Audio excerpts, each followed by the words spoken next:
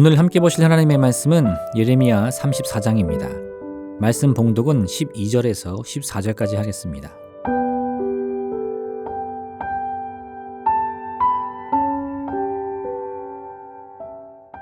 그러므로 여호와의 말씀이 여호와께로부터 예레미야에게 임하니라. 이르시되 이스라엘 하나님 여호와께서 이와 같이 말씀하시니라. 내가 너희 선조를 애굽 땅 종의 집에서 인도하여 낼 때에 그들과 언약을 맺으며 이르기를 너희 형제 히브리 사람이 내게 팔려왔거든 너희는 7년 되는 해에 그를 놓아줄 것이니라. 그가 6년 동안 너를 섬겼은즉 그를 놓아 자유롭게 할지니라 하였으나 너희 선조가 내게 순종하지 아니하며 귀를 기울이지도 아니하였느니라. 아멘.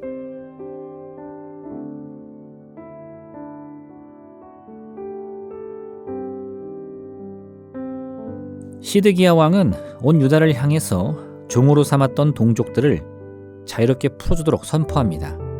이는 출애굽기 21장에 나오는 모세 율법에 따른 조치였습니다.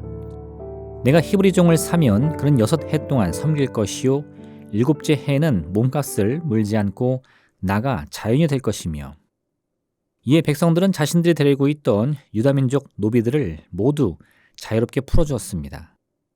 그런데 얼마 시간이 흐른 후에 사람들의 생각이 바뀌어서 풀어줬던 노비들을 다시 잡아옵니다. 그리고는 종의 계약을 다시 맺고 그들을 노비로 삼았습니다. 이때 하나님의 말씀이 예레미야에게 임합니다. 백성들이 하나님의 말씀에 귀를 기울이지 않았기 때문에 이제 하나님께서는 직접 이스라엘을 대적할 것이라고 말입니다. 하나님께서 모세를 통해서 주신 말씀의 내용은 만약 이스라엘 민족이 같은 동족을 종으로 삼았을 경우 어떠한 경우든 6년간 그들을 노비로 삼을 수는 있지만 7년째 되는 해에는 그들 모두가 스스로의 몸값을 물지 않고도 자유인이 될 수 있도록 풀어주라는 것이었습니다. 만약 이 말씀이 이스라엘 공동체에서 잘 시행되었다면 이스라엘 민족은 인생의 실패 등으로 인해서 종의 신분이 되더라도 살 길이 있었습니다. 앞으로 6년간은 종의 신분으로 살아야 하겠지만 7년이 되는 해에는 아무런 조건 없이 다시금 자유를 얻을 수 있었기 때문입니다. 이런 조치는 인생의 깊은 수렁에 빠져 절망을 느낄 수밖에 없는 실패자들에게 삶의 소망을 주기 위한 하나님의 긍휼이었습니다. 하지만 종을 부리는 주인의 편에서 보자면 이는 자신의 재산과 다름없는 노예를 하루아침에 풀어줘야 했으니 말 그대로 막대한 손해를 얻는 그런 일이었습니다. 그러니 이 조항이 이스라엘 내에서 잘 지켰을 리가 만무했습니다. 이러한 이유로 오늘 유다의 왕 시드기야는 자신의 권세를 세워 이 율법을 지킬 것을 선포합니다. 백성들은 왕의 명령 앞에 순종하여 7년이 넘도록 종살이를 해온 노비들을 모두 풀어주었습니다. 그런데 막상 노비들의 몸값도 받지 못하고 그들을 자유롭게 풀어주고 나니 소위 본존 생각이 나기 시작한 겁니다. 그래서 자신들이 풀어준 노비들을 다시 잡아와서는 이전처럼 그들을 종으로 부르기 시작합니다. 야고보서 2장 13절은 긍휼을 행하지 아니하는 자에게는 긍휼 없는 심판이 있으리라. 긍휼은 심판을 이기고 자랑하느니라 말씀합니다. 우리가 베푸는 긍휼은 곧 우리가 받을 긍휼의 근거가 되는 것입니다. 물론 이는 마치 기계의 작동 원리를 설명한 것처럼 조건과 그에 따른 결과를 말하는 것은 아닙니다. 왜냐하면 우리에게 주어진 하나님의 은혜와 사랑은 우리가 하나님의 뜻을 성취하기 이전부터 이미 우리에게 주어졌기 때문입니다. 그럼에도 불구하고 하나님께서 이와 같은 말씀을 우리에게 주시는 이유는 단순히 하나님의 은혜를 받고 누리는 것 이상으로 하나님이 어떠한 분인지를 아는 것이 중요하기 때문입니다. 자비와 긍휼은 하나님의 특성입니다. 그렇기 때문에 하나님을 닮아 세상을 향해 자비와 긍휼을 베푸는 것은 참된 그리스도인이 지녀야 할 당연한 삶의 자세인 것입니다. 그리스도인이란 단순히 예수님을 그리스도라 입술로만 고백하는 것을 의미하지 않습니다. 예수님을 자신의 유일한 구세주 그리스도로 고백한다면, 그리고 그 고백이 진심을 담고 있는 참된 고백이라면 이제 그 사람은 이와 같은 고백 앞에서 어떤 삶의 모습을 가져야 할지를 고민하고 또 고민해 보아야 하는 것입니다. 예레미야 당시 유다 민족이 놓치고 있던 것이 바로 이것이었습니다. 야고보서는 계속해서 이와 같이 말씀합니다. 내 형제들아, 만일 사람이 믿음이 있노라 하고 행함이 없으면 무슨 유익이 있으리요? 그 믿음이 능히 자기를 구원하겠느냐?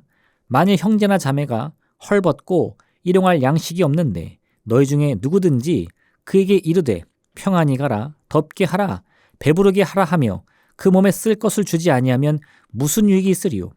이와 같이 행함이 없는 믿음은 그 자체로 죽은 것이라. 야고보 사도가 말하는 행함이란 믿음을 증명하는 증거나 혹은 믿음을 얻기 위한 일종의 필수적인 조건으로서의 행함을 말하는 것이 결코 아닙니다. 믿음이란 그 자체로 말과 행동을 포함한 삶의 모든 태도의 변화가 반드시 동반돼야 한다는 것을 의미하는 것입니다. 믿음은 그저 입술의 고백이 아닙니다. 연인 관계인 두 남녀가 서로를 향해 하루에도 몇 번씩 사랑한다는 말을 한다 하더라도 실제 그 사람의 평소 태도에서 사랑을 전혀 느낄 수 없다면 그 고백이 무슨 의미가 있겠습니까?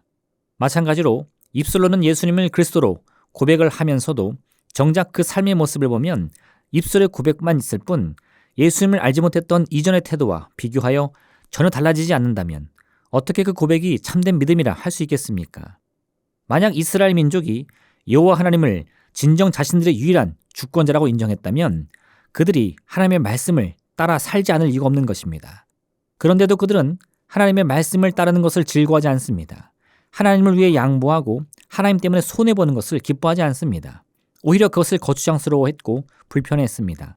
하나님의 말씀을 따르기보다는 자신의 생각과 감정에 더 충실하기를 원했던 것입니다. 그러니 하나님께서는 결국 이스라엘 백성이 하나님이 아닌 다른 우상을 섬기고 있다고 말씀하실 수밖에 없게 된 겁니다. 하나님을 향한 믿음은 하나님의 성품을 닮아가는 변화를 동반하게 되어 있습니다. 예수님을 나의 참된 구세주로 마음을 다해 인정한 사람은 그분의 말씀을 지키는 것이 한없는 기쁨이요 감사의 제목이라는 사실을 부인할 수가 없는 것입니다. 이러한 깨달음을 통해서 그리스도인들은 반드시 그 말과 행동이 변화를 받게 되는 것입니다. 예수님을 알지 못했을 때 가지고 있던 삶의 습관들은 다 버리고 믿음을 통해 바라본 예수님의 모습을 닮아가기 위해 노력하는 것입니다.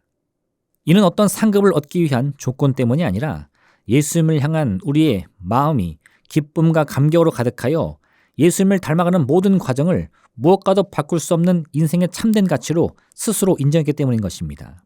그러므로 오늘 하루 우리의 믿음을 기초로 한 삶의 변화를 하나씩 이루어 가시기를 바랍니다.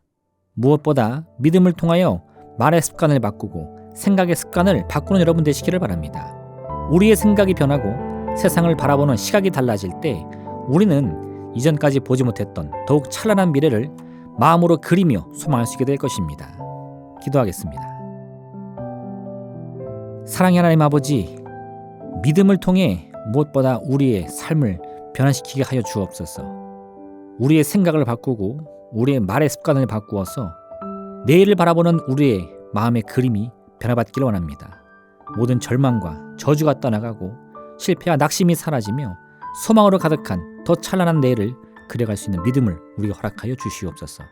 이를 위해 그 무엇보다 믿음을 통한 변화를 위해 늘 힘쓰고 애쓸 수 있는 우리 모두가 될 수 있도록 능력을 더하여 주옵소서. 예수님의 이름으로 기도합니다. 아멘. 하늘에 계신 우리 아버지, 아버지의 이름을 거룩하게 하시며 아버지의 나라가 오게 하시며 아버지의 뜻이 하늘에서와 같이 땅에서도 이루어지게 하소서. 오늘 우리에게 일용할 양식을 주시고 우리가 우리에게 잘못한 사람을 용서하여 준 것 같이 우리 죄를 용서하여 주시고 우리를 시험에 빠지지 않게 하시고 악에서 구하소서. 나라와 권능과 영광이 영원히 아버지의 것입니다. 아멘.